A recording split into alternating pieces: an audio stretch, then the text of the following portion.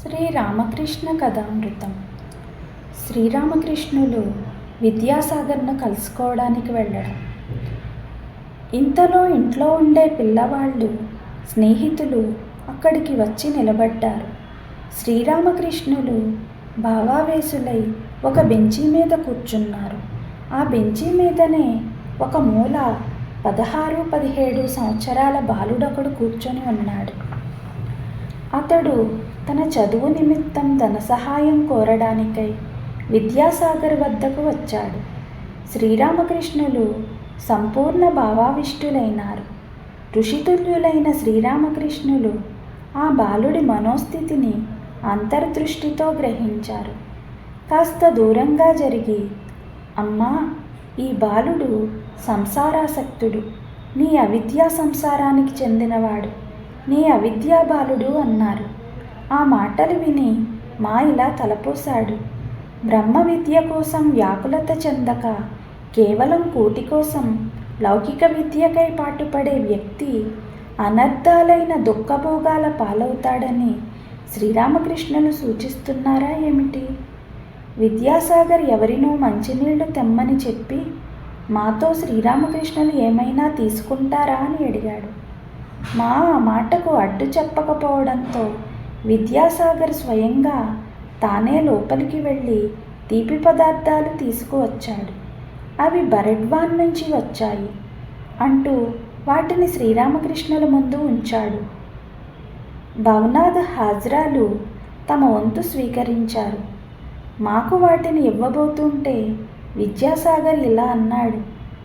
ఓ, ఇతడు ఇంటి మనిషే, ఇతడి గురించి పట్టించుకోనక్కర్లేదు.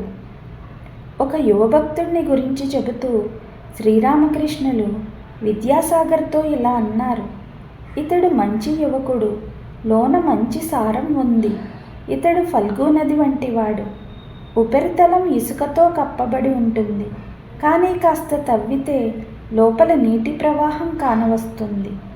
కొన్ని తీపి పదార్థాలు ఆరగించిన తరువాత చిరునవ్వుతో శ్రీరామకృష్ణులు విద్యాసాగర్తో మాట్లాడసాగారు. ఈ లోపు గదంతా మనుషులతో నిండిపోయింది. కొందరు నిలబడి ఉన్నారు, కొందరు కూర్చున్నారు. శ్రీరామకృష్ణులు, ఆహా, చివరికి సాగరం వద్దకు వచ్చాను.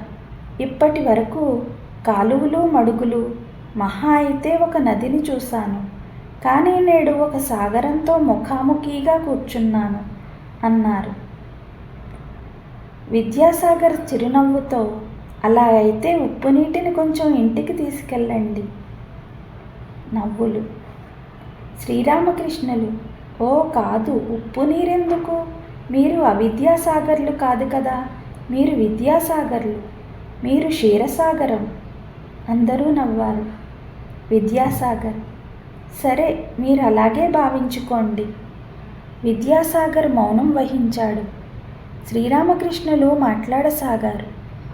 మీరు ఆచరించేవన్నీ సాత్విక కర్మలు.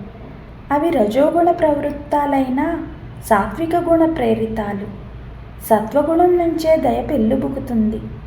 ఇతరులకు మంచి వనగూర్చే కార్యాలు రాజసికాలైన ఈ రజస్సుకు సత్వం మూలం కాబట్టి చెడుపు ఏమీ చెయ్యదు.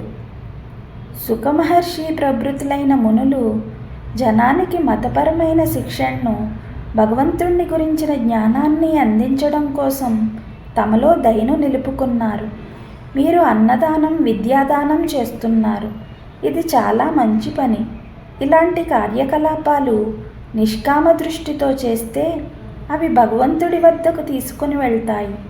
కానీ అత్యధిక సంఖ్యాకులు పేరు పుణ్యాల కోసం చేస్తారు. వారి కార్యకలాపాలు నిష్కామాలు కావు. పైగా ఇప్పటికే మీరు సిద్ధులు. వంగ భాషలో సిద్ధ పదానికి 2 అర్థాలున్నాయి. ఒకటి సిద్ధి పొందినట్టి, 2 ఉడికినట్టి. విద్యాసాగర్, అదెలా మహాశయ? శ్రీరామకృష్ణులు నవ్వుతూ, బంగాళాదుంపలు, ఇతర కూరగాయలు ఉడకబెట్టినప్పుడు మెత్తబడతాయి. మీరు అలాంటి మృదు ప్రవృత్తి కలవారు. మీలో పూర్తిగా దయ నిండుకుంది. విద్యాసాగర్ నవ్వుతూ, మినుములు నూరి ఉడకబెడితే గట్టిపడతాయి. అందరూ నవ్వారు. శ్రీరామకృష్ణులు: ఆహా, మీరా రకానికి చెందరు. కేవలం పాండిత్యం ఉన్నవారు పురుగుపట్టిన పండు లాంటి వాళ్ళు. అలాంటి పండు గట్టిపడుతుంది, పండదు. అలాంటి పండుకు కాయకున్న తాజాదనం ఉండదు, పండుకు ఉన్న రుచి ఉండదు.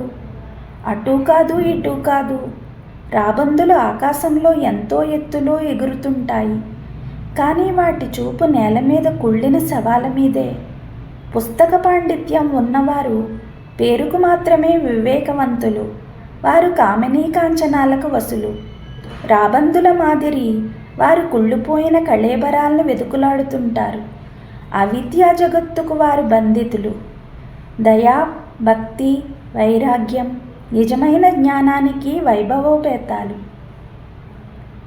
విద్యాసాగర్ మౌనంగా ఈ మాటలు విన్నాడు.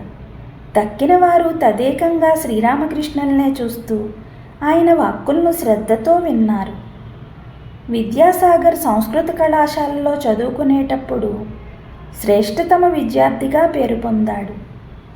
ప్రతి పరీక్షలోనూ అతడికి స్వర్ణ పతకం లభించింది. ఉపకార వేతనం కూడా ఇచ్చేవారు. చదువు పూర్తయ్యాక సంస్కృత కళాశాల ప్రధానోపాధ్యాయుడిగా నియమించబడ్డాడు. సంస్కృత వ్యాకరణంలోనూ కావ్యాల్లోనూ అతడు ఎంతో ప్రతిభావంతుడు. స్వయం కృషితో ఆంగ్లాన్ని నేర్చాడు.